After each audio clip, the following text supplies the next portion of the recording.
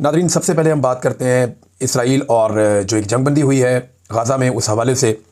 और अमेरिकन ने यकीन दहानी करवाई थी, पाकिस्तान ने इसके ऊपर बहुत ताशे बजाए थे, बड़ी खुशियां मनाई थी और ये कहा गया था कि दोबारा सीज़ फायर की वायलेशन नहीं होगी और गाज़ा में अमन आ गया।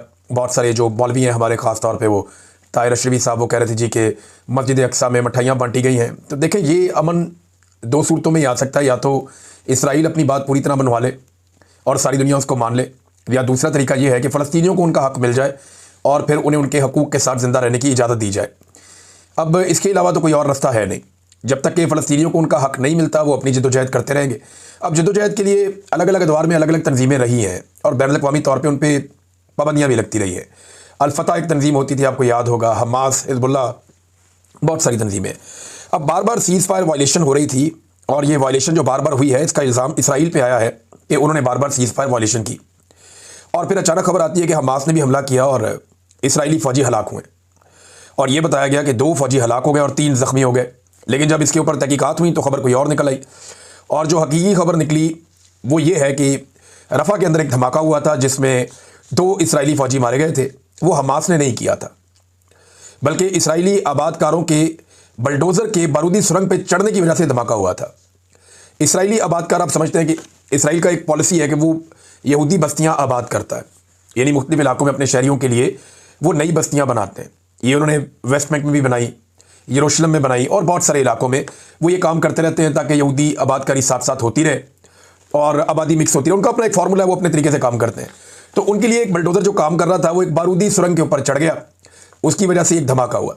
अब पहले इल्ज़ाम ये लगाया गया कि ये हमास ने किया है, लेकिन फिर हकीकत सामने आ गई और कुदस न्यूज़ नेटवर्क की रिपोर्ट के मुताबिक व्हाइट हाउस और पेंटागन को इस बात का इल्म था कि रफ़ा में जो धमाका हुआ ये एक आबादकार इसराइली बलडोज़र के वहाँ दबी हुई बारूदी सुरंग के ऊपर से गुजरने की वजह से हुआ, जिससे इसराइली वज़ीर-ए-आज़म नेतन्याहू के इस दावे की नफ़ी होती है कि हमास के जांबाज सुरंगों से निकले और उन्होंने हमला किया।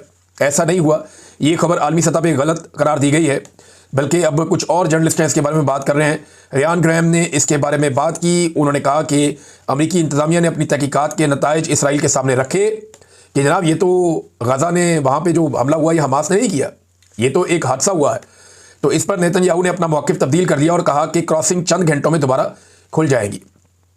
तो अमेरिका को भी इस बात पे बातों का तशवीश होती है कि बार बार हमला हो रहा है। लेकिन अगर ट्रंप का स्टेटमेंट आप देखें ना, तो ट्रंप का स्टेटमेंट क्या है? पहला स्टेटमेंट ये था जब उन्हें बताया गया ट्रंप को कि यहाँ पे बमबारी हो रही, तो ट्रंप ने कहा मैं बाद में बताऊंगा, अभी बात नहीं करता। लेकिन ट्रंप ने अब जो स्टेटमेंट दिया उसने कहा सारी सूरत के लिए जिम्मेदार हमास है और हमास के साथ मामूली सा मसला है, लेकिन इसका जल्द हल निकाल लेंगे क्योंकि वो मुआहदे की खिलाफ वर्जी कर रहे हैं। और ट्रंप ने एक बड़े ऑपरेशन का इशारा भी दे दिया हमास के खिलाफ।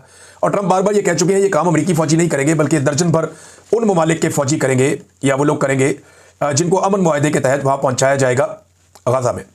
यानी ट्रंप का ये मानना है कि जो गैर मुल्की फ़ौजें वहाँ पर आएंगी गाज़ा में, वो हमास को कंट्रोल करेंगी और इसराइल के लिए हालात पहले से बेहतर रह जाएंगे। यूरोपीय यूनियन ने जो स्टेटमेंट दिया, या उनकी जो यूरोपीय यूनियन की तर्जुमान है, उनका जो स्टेटमेंट है वो बहुत इंपॉर्टेंट है। यूरोपीय यूनियन ने इसराइल को खबरदार किया कि अगरचे गाज़ा में जंगबंदी का मुआहदा नाफिज हो चुका है, लेकिन उनके खिलाफ पाबंदियों का खतरा अभी टला नहीं है। गाज़ा जंगबंदी के मकासद हासिल ना हुए तो इसराइल पर पाबंदी लगा सकते हैं, ये यूरोपीय यूनियन ने कहा है। और इन ख्यालात का इजहार जो है वो मीडिया के साथ गुफ्तगू में बाकायदा किया गया यूरोपीय यूनियन के नुमाइंदा की जानिब से, और यह बताया गया कि इसराइल पर पाबंदियों का इम्कान अभी बरकरार है और इस वक्त तक रहेगा जब तक गाज़ा के ज़मीनी हक़ाइक़ में मुस्तकिल बेहतरी साबित ना हो जाए। यूरोपीय यूनियन की खारजा पॉलिसी की सरबराह ये बात कर रही थी और उन्होंने तफसीलात जो है वो मीडिया के सामने रखी। अब ये सिचुएशन आप देख लें, ये है कि सब लोग इसराइल की तरफ देखते हैं जब भी गाज़ा के अंदर दोबारा बमबारी होती है। और एक इंसिडेंट हुआ जिसमें 2 इसराइली फ़ौजी मारे गए, तो बाद में पता चला कि ये एक हादसा था। हमास ने वादा नहीं तोड़ा, वादा टूटा है दूसरी तरफ से, लेकिन डोनाल्ड ट्रंप ने पूरा साथ दिया एक मरतबा फिर अपने दोस्त इसराइल का। डोनाल्ड ट्रंप की ना ये खूबी है, वो खुलकर करता है जो भी करता है। डोनाल्ड ट्रंप ने बोला इसराइल का साथ देता हूं तो फिर देता हूं। डोनाल्ड ट्रंप ने कहा नेतन्याहू के साथ खड़ा हूं तो खड़ा हूं। डोनाल्ड ट्रंप ने कहा इसको हथियार चाहिए तो मैं दूंगा। खुलकर आता है डोनाल्ड ट्रंप। लेकिन हमारे जो हुक्मरान है, मैं अपने हुक्मरानों की बात कर लेता हूं पाकिस्तान से, फील्ड मार्शल आसिम मुनीर या शहबाज शरीफ, ये खुलकर नहीं आते। यानी ये किसी जगह कोई बात करते हैं, किसी जगह कोई बात करते हैं। कभी ये बात करते हैं कि फ़लस्तीन के अंदर हम अमन लेकर आना चाहते हैं, गाज़ा के अंदर जंगबंदी करवाना चाहते हैं, अब जंगबंदी की खिलाफ वर्जी हो रही है, बात ही नहीं कर रहे। ट्रंप इसराइल का खुलकर साथ दे रहा है इन मामलात में, लेकिन क्या हमारी हुकूमत या हुक्मरान फ़लस्तीनियों का जो दोबारा कत्लेआम हुआ उसके ऊपर खुलकर साथ दे रहा? नहीं दे रहा। अब ये कत्लेआम के ऊपर तो इनके लिए प्रॉब्लम नहीं है, तो पाकिस्तान के अंदर भी कत्लेआम कर दिया और पूरे पाकिस्तान ने होता हुआ भी देख लिया। पाकिस्तानियों के वैसे ही बहुत दिल दुखे हुए, जब दिल करता है जिसको मर्जी कत्लेआम कर देते हैं। थोड़े दिन पहले नाज़रीन आप एक वीडियो देख रहे थे, DGI-SPR फरमा रहे थे पेशावर जाके, जहां वो इस्लामाबाद से अपने साथ सहाफ़ियों को लेकर गए, ज़ाती सहाफ़ियों को इस्लामाबाद से ले जाया गया, ना कि पेशावर के सहाफ़ियों से जो वहाँ पे मुतासर हैं उनसे सवालात लिए जाते। लेकिन इस्लामाबाद से सहाफ़ी ले जाए गए, वहाँ पे जाके कुछ पैगामात देने की कोशिश की गई, तो हमने देखा कि मुज़ाकरात के सख्त खिलाफ थे DGI-SPR, बल्कि उन्होंने ग़ज़वा बदर का हवाला भी दे दिया। आर्मी चीफ भी कुरानी हवाले देते रहते हैं कुरान पाक से।